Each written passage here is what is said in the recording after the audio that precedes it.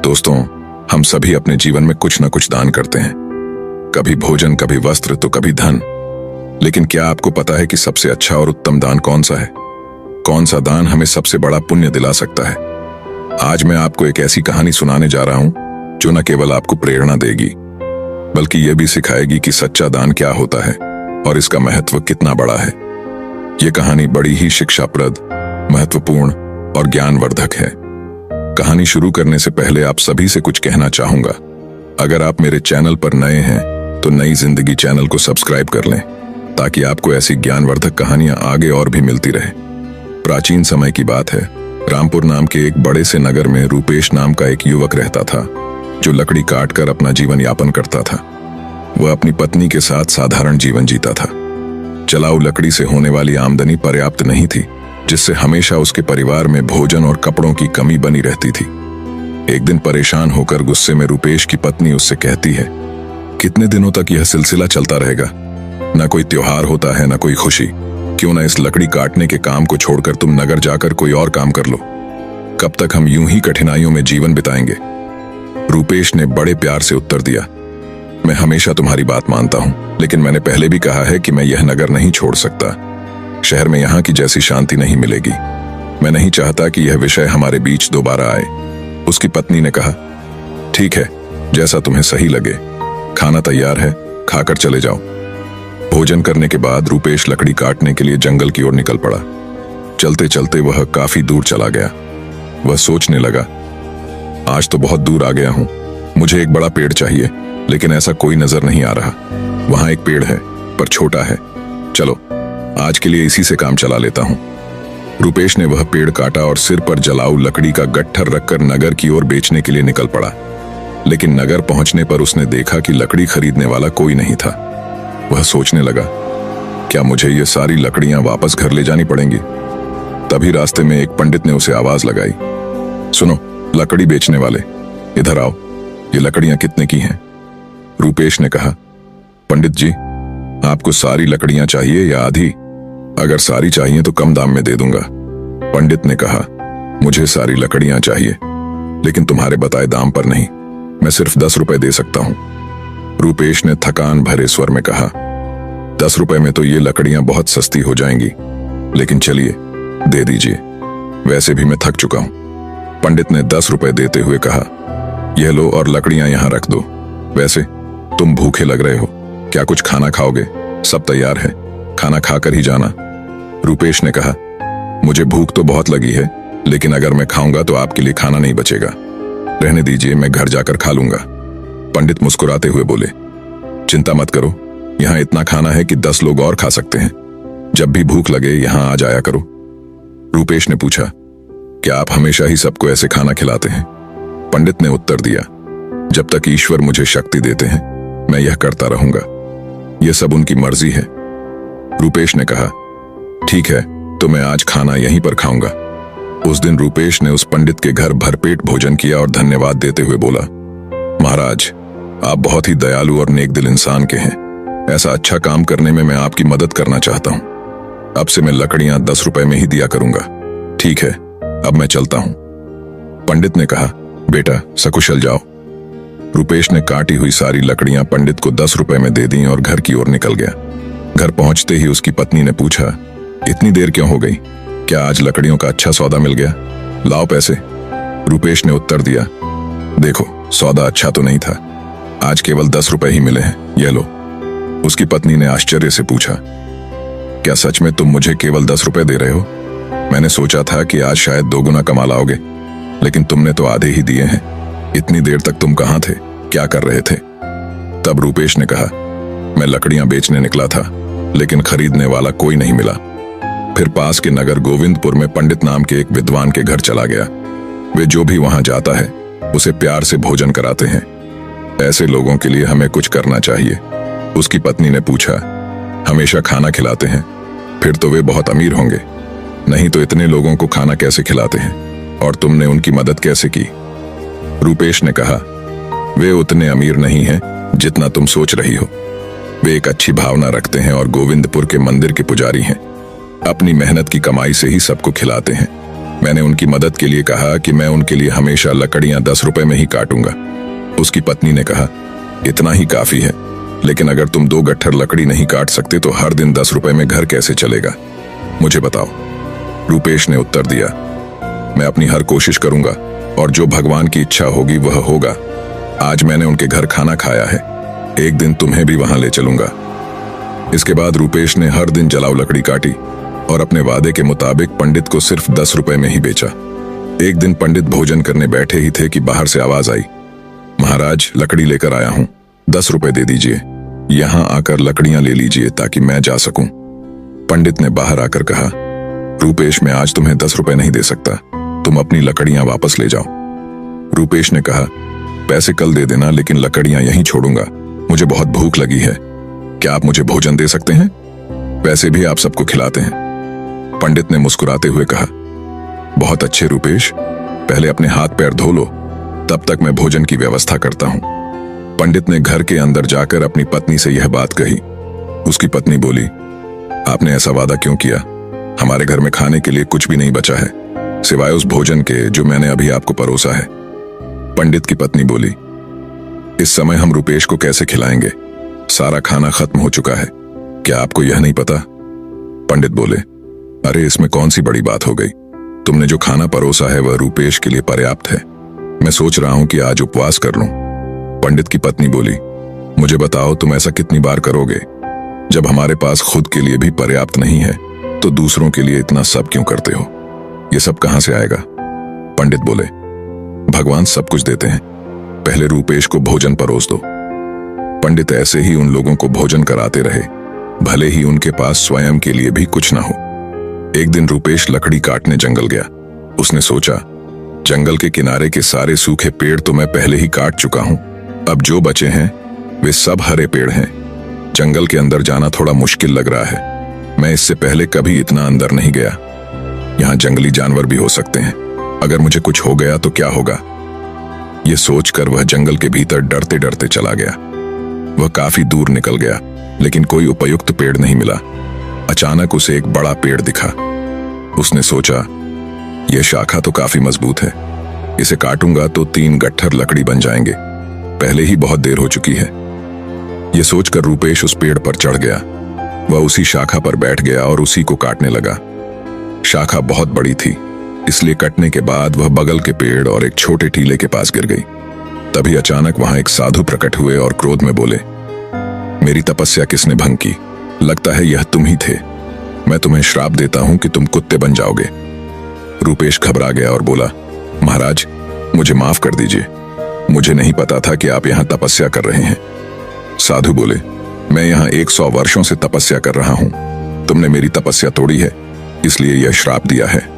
रूपेश ने विनती की, महाराज मैं रोज लकड़ियां काटने आता हूं और उन्हें बेचकर अपनी आजीविका चलाता हूं, मैंने जानबूझकर ऐसा नहीं किया, कृपया इस श्राप को वापस ले लीजिए। साधु बोले, मैंने क्रोध में आकर यह श्राप दिया है, इसे वापस लेना संभव नहीं है, लेकिन एक उपाय है। रूपेश ने पूछा, कृपया मुझे उपाय बताइए महाराज, मैं इस श्राप से कैसे मुक्त हो सकता हूं? साधु बोले, तुम ऐसे लोगों को ढूंढो जो सबसे अच्छा दान करते हो, उनके भोजन के बाद बचा हुआ एक भी दाना खा लोगे तो तुम्हारा श्राप समाप्त हो जाएगा। जब तुम पूरी तरह सफेद हो जाओगे तब इस श्राप से मुक्त हो जाओगे। रूपेश ने रोते हुए कहा, महाराज मैं अपनी पत्नी का सहारा हूं, लकड़ियां बेचकर जो पैसे लाता हूं उससे हमारा गुजारा होता है, अब मैं कुत्ता बन गया हूं तो मेरी पत्नी का क्या होगा? साधु बोले, चिंता मत करो, भगवान उसकी मदद करेंगे, जब तुम्हारा श्राप टूटेगा तब तुम्हारा जीवन सुखी हो जाएगा, धन धान्य से भरा होगा और तुम्हें हर कष्ट से मुक्ति मिलेगी। यह कहते हुए साधु वहां से चले गए। रूपेश साधु के श्राप के कारण कुत्ते में बदल जाता है। रूपेश साधु से कहता है, मुझे अब इजाजत दीजिए महाराज। इतना कहकर वह श्राप से छुटकारा पाने के लिए यात्रा पर निकल पड़ता है। वह सोचने लगता है, जैसा साधु ने कहा था, मुझे सबसे अच्छा दान देने वाले कहां मिलेंगे, मेरी समझ में कुछ नहीं आ रहा। हाँ पंडित जी, वह बड़े ही उदार और नेक दिल व्यक्ति हैं, अब मैं सबसे पहले उन्हीं के पास जाता हूं। रूपेश कुत्ते के रूप में पंडित के घर पहुंचता है। पंडित अपनी पत्नी से कहते हैं, चलो अच्छा हुआ, आज मैं बिना किसी बाधा के सभी मेहमानों को भोजन खिला पाया, सच में भगवान की कृपा है। पंडित के भोजन कर लेने के बाद उनकी पत्नी ने बचे हुए भोजन को बाहर फेंक दिया। रूपेश कुत्ते के रूप में वहां पहुंचा और पंडित के बचाए हुए भोजन को खा लिया। खाना खाते ही उसका आधा शरीर सफेद हो गया। रूपेश खुशी से कहता है, मुझे पता था कि पंडित जी बहुत ही दयालु व्यक्ति हैं। मुझे आधे श्राप से मुक्ति मिल गई, लेकिन पूरी तरह मुक्त होने के लिए मुझे किसी और को ढूंढना होगा। यह सोचते हुए रूपेश आगे बढ़ता है। वह कहता है, अगर मैं इस श्राप से मुक्त हो गया तो मैं सुख, समृद्धि और शांति के साथ जीवन जीऊंगा। भले ही मैं कितने भी साल लकड़ियां काटूं, इतना बड़ा कभी नहीं बन सकता। मुझे साधु महाराज को धन्यवाद देना चाहिए। इतना कहकर रूपेश दूसरे व्यक्ति की तलाश में निकल पड़ता है। एक दिन वह मदन नाम के एक युवक को हल जोतते हुए देखता है। रूपेश कुत्ते के रूप में उसके घर के सामने बैठ जाता है। तभी राजू नाम का एक व्यक्ति वहां से गाय लेकर जाता है। वह कहता है, मदन बहुत ही नेक इंसान है। वह सिर्फ मुझे ही नहीं, कई और लोगों को भी गाय दान कर रहा है। ऐसे व्यक्ति को आशीर्वाद मिलना चाहिए। रूपेश यह सुनकर सोचता है, वाह, आज मुझे श्राप से मुक्ति मिल जाएगी। मदन भी पंडित जी के जैसे ही दयालु होंगे। अब देखता हूं वह कब भोजन करते हैं। रूपेश वहां बहुत देर तक इंतजार करता है।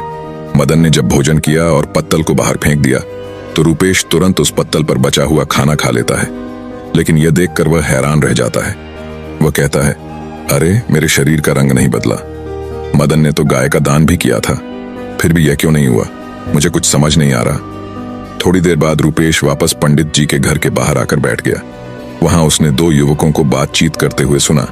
पहला युवक बोला, अरे सुनील, आज संतोष ने फिर गाय का दान दिया। दूसरा युवक बोला, हाँ, वह चाहे कितना भी बड़ा दानी दिखे, लेकिन हमेशा नगर के बाहर वालों को ही बुलाकर दान करता है। सच जानोगे तो हैरान रह जाओगे। उसकी सारी गायें 2 महीने से ज्यादा दूध नहीं देती। पहला युवक चौंक कर बोला, क्या? अगर वह ऐसा करता है तो उसे अवश्य ही पाप लगेगा। हमारे सेठ की तरह कोई और नहीं कर सकता। वह एक महान दानी है। 1 हफ्ते से खाना बांट रहे हैं और कल आखिरी दिन अन्न दान के साथ वस्त्र दान भी करेंगे। सेठ जी खुद वहां सबके साथ 1 हफ्ते से खाना खा रहे हैं। कभी उनके जैसा परोपकारी देखा है कहीं? अरे, यह तो कुछ भी नहीं।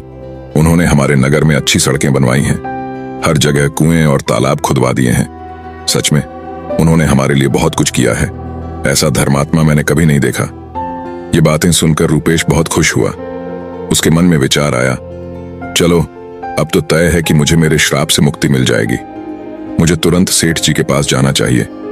वह राजमहल में नहीं बल्कि लोगों के साथ खाना खा रहे हैं। इस अवसर का लाभ उठाना चाहिए। अगले ही दिन रूपेश उस जगह पहुंच गया जहां सेठ जी भोजन करा रहे थे। वहां उसने सेठ को कपड़े बांटते हुए देखा। वह सोचने लगा, सेठ जी कितने महान हैं। वह भोजन देने के साथ साथ सभी को वस्त्र भी बांट रहे हैं। मैं जिन अच्छे लोगों को ढूंढ रहा था, निश्चय ही यह वही व्यक्ति हैं। मुझे उनके भोजन के बाद इंतजार करना होगा। सेठ जी के भोजन करने के बाद सैनिक उस पत्ते को बाहर फेंक देते हैं जिसमें सेठ ने खाना खाया था। यह देखकर रूपेश वहां गया और उस पत्ते में से बचा हुआ खाना खा लिया। लेकिन यह देखकर वह चौंक गया। उसने कहा, अरे, यह क्या? इतने महान दानी सेठ जी का भोजन करने के बाद भी मेरा रंग नहीं बदला। यह श्राप तो किसी दूसरी वजह से लग रहा है। मुझे तुरंत उस साधु के पास जाना चाहिए जिन्होंने मुझे यह श्राप दिया। रूपेश उस स्थान पर पहुंचता है जहां साधु मौजूद थे। वह साधु को प्रणाम करता है। साधु उसे निराश देखकर पूछते हैं, क्या हुआ रूपेश? ऐसा लगता है कि तुम्हें अभी तक केवल एक ही सही व्यक्ति मिला है।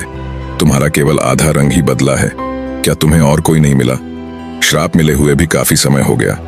रूपेश कहता है, मुझे तो शक है पंडित जी का खाना खाकर मैं आधा सफेद हो गया। इसके बाद मैंने उनसे भी बड़े दानी लोगों को देखा, लेकिन उनके खाने का कोई असर नहीं हुआ। साधु थोड़ी देर रुककर बोलते हैं, इसमें आश्चर्य की बात नहीं है। उनके कर्मों का वास्तविक स्वरूप जानना जरूरी है। रूपेश जवाब देता है, इसके अलावा हमारे नगर के सेठ बहुत धर्मी हैं। 1 हफ्ते तक सेठ ने सभी को भोजन कराया और वस्त्र भी बांटे। इतने धर्मपरायण व्यक्ति द्वारा खाया हुआ भोजन खाने के बाद भी मैं श्राप से मुक्त नहीं हो पाया। इसमें कुछ रहस्य जरूर है। रूपेश ने साधु से कहा, मुझे कुछ समझ नहीं आ रहा है महाराज, कृपया आप ही बताइए। साधु ने कहा, रूपेश, जिन जिन लोगों को तुमने देखा उनमें से किसी का दान सच्चा दान नहीं था।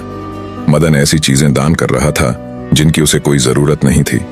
अगर उसे उनकी जरूरत होती तो वह उन्हें कभी दान नहीं करता। और सेठ जो कुछ भी देता है उसे दान नहीं माना जा सकता। क्योंकि वह खुद नहीं कमाता। वह तुम्हारे जैसे लोगों द्वारा दिए गए कर्ज के मुनाफे का उपयोग राज्य के लोगों पर करता है। साधु ने आगे कहा, कल के दान में जो भोजन और वस्त्र बांटे गए वे भी कर्ज के मुनाफे से ही आए थे। इसीलिए सेठ द्वारा किया गया दान दान नहीं माना जाएगा। वह सिर्फ लोगों का पैसा लोगों पर खर्च कर रहा है। ऐसे में राजा के भोजन का तुम्हारे श्राप पर कोई असर नहीं हो सकता। समझ लो, सही दान वही था जो पंडित ने भूखे को भोजन देकर किया। भले ही उन्होंने खुद नहीं खाया, लेकिन उनका दान सबसे श्रेष्ठ था। इसलिए तुम्हें और प्रयास करना होगा। तुम श्राप से मुक्ति के करीब हो। रूपेश ने कहा, समझ गया महाराज, धन्यवाद। उदास मन से रूपेश वहां से चल पड़ा। उसने सोचा, बाप रे, कितनी दूर आ गया हूं, बहुत भूख लगी है। अच्छा होगा कि पास में कुछ खाने को मिल जाए।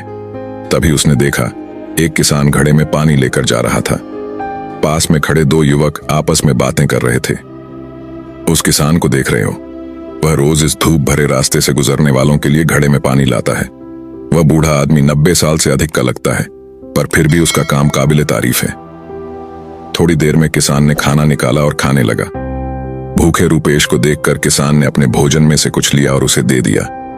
जैसे ही रूपेश ने वह भोजन खाया, उसका श्राप समाप्त हो गया और वह वापस इंसान बन गया। उसने किसान को धन्यवाद दिया और खुशी खुशी वापस लौट आया। उसने सोचा, सचमुच दान कभी छोटा या बड़ा नहीं होता। भूख मिटाने वाले पंडित और प्यास बुझाने वाले इस किसान जैसा होना ही सच्चा दान है। सबसे अच्छा दान वही है जो अपने स्वार्थ के बजाय दूसरों की मदद के लिए किया जाए। चलते चलते रूपेश अपनी पत्नी के पास नगर पहुंच गया और खुशी से रहने लगा। उधर पंडित ने इतना दान कर दिया था कि उनके पास खाने को भी कुछ नहीं रह गया था। जब उसकी पत्नी ने उससे कहा, पास के नगर में एक राजा रहते हैं जो पुण्य को खरीद लेते हैं। आप उनके पास जाकर अपना कुछ पुण्य बेचकर पैसे ले आइए ताकि हमारा काम चल सके। पंडित ने पहले तो मना कर दिया, लेकिन पत्नी के बार बार कहने पर वह जाने को तैयार हो गया। उसकी पत्नी ने उसके खाने के लिए 4 रोटियां बनाकर दी। पंडित अपने घर से चल दिया। जब वह नगर के समीप पहुंचा तो उसने एक तालाब देखा। वहां स्नान आदि कर्मों से निवृत्त होकर वह रोटियां खाने के लिए बैठा ही था कि एक कुतिया उसके सामने आ गई। कुतिया ने जंगल में बच्चों को जन्म दिया था। 3 दिन से कुतिया और उसके बच्चे भूखे थे। भारी बारिश के कारण वह बच्चों को छोड़कर कहीं जा भी नहीं सकती थी। पंडित ने कुतिया को भूखा देखा तो अपने भोजन में से एक रोटी उसे दे दी। कुतिया ने रोटी खा ली। फिर उसने दूसरी रोटी दी जिसे कुतिया ने खा लिया। इस तरह पंडित ने एक एक करके अपनी 4 रोटियां कुतिया को खिला दी। कुतिया तृप्त हो गई, लेकिन पंडित खुद भूखा रह गया और वहां से चल पड़ा। पंडित राजा के पास पहुंचा और कहा, मैं अपना पुण्य बेचना चाहता हूं। राजा ने कहा, आप दोपहर के बाद आइए। राजा ने अपनी पत्नी से पूछा, एक विद्वान यहां आया है जो अपना पुण्य बेचना चाहता है। तुम्हारे अनुसार उसके पुण्यों में से कौन सा पुण्य सबसे बड़ा है जिसे मैं खरीदूं? पतिव्रता पत्नी ने उत्तर दिया, आज इस विद्वान ने तालाब किनारे एक भूखी कुतिया को 4 रोटियां खिलाई हैं। यही उसका सबसे बड़ा पुण्य है। इसे ही खरीदना चाहिए। दोपहर के समय पंडित फिर से राजा के पास गया। राजा ने कहा, आपके पुण्यों में से कौन सा पुण्य मुझे देंगे? पंडित बोला, आप कौन सा पुण्य लेना चाहते हैं? राजा ने कहा, आज आपने जो यज्ञ किया हम उसी का पुण्य लेना चाहेंगे। पंडित ने कहा, मैंने आज कोई यज्ञ नहीं किया। मेरे पास इतना धन ही नहीं है कि यज्ञ कर सकूं। राजा ने उत्तर दिया, आपने आज तालाब किनारे एक भूखी कुतिया को 4 रोटियां खिलाई हैं। हम वही पुण्य खरीदना चाहते हैं। पंडित ने पूछा, उस समय तो वहां कोई नहीं था, आपको कैसे पता चला? राजा ने कहा, मेरी पत्नी पतिव्रता है, उसने यह सब देखा और मुझे बताया। पंडित ने कहा, अच्छा, लेकिन इसका मूल्य क्या देंगे? राजा ने कहा, आपकी रोटियों जितने वजन का जो कुछ भी था मैं उतने ही वजन के हीरे मोती तौल कर दूंगा। पंडित ने सहमति दे दी। राजा ने रोटियों के वजन की बराबरी के लिए तराजू में हीरे और मोती रखवाए, लेकिन जितने भी रत्न रखे गए रोटी वाला पलड़ा ऊपर नहीं उठा। राजा ने कहा, और रत्न लेकर आओ। जब पंडित ने अपने पुण्य का ऐसा प्रभाव देखा तो उसकी आंखें खुल गईं। उसने कहा, राजा जी, मैं अभी यह पुण्य नहीं बेचूंगा। राजा बोला, जैसी आपकी इच्छा। पंडित वहां से चला गया। वह उसी तालाब के पास पहुंचा जहां उसने कुतिया को रोटियां खिलाई थीं। वहां से उसने कुछ चमकते हुए कंकड़, पत्थर और कांच के टुकड़े उठाए, उन्हें एक कपड़े में बांधा और अपने घर लौट आया। घर पहुंचकर उसने अपनी पत्नी से कहा, इस पोटली को भोजन करने के बाद खोलना।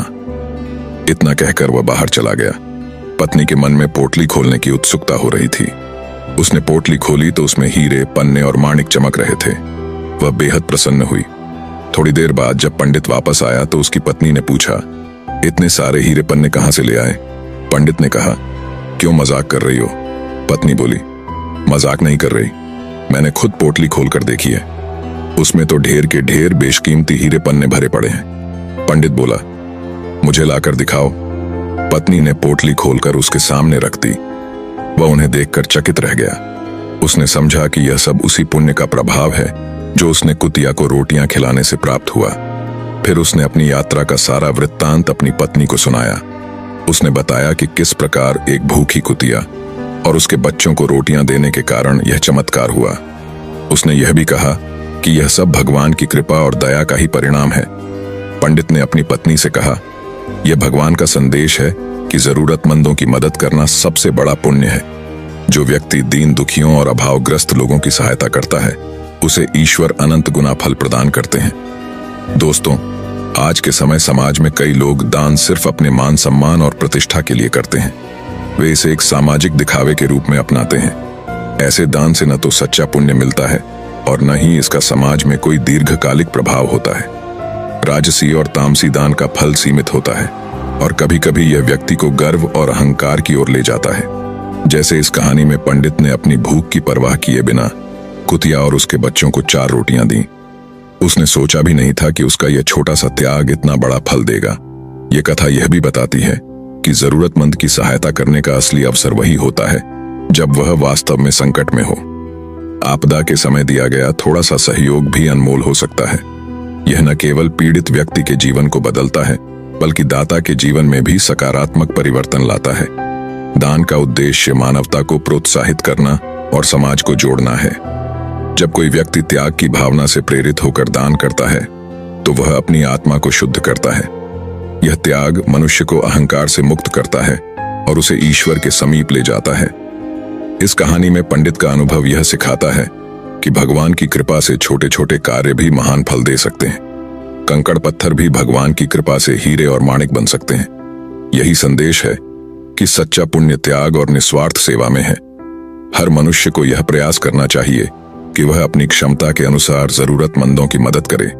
अनाथ, विकलांग, विधवा, भूखे और प्यासे लोगों की सेवा करना ही सच्चा धर्म है। इसी से समाज में शांति और समृद्धि आती है। दोस्तों, अपने इस कहानी से क्या सीखा कमेंट करके अवश्य बताएं।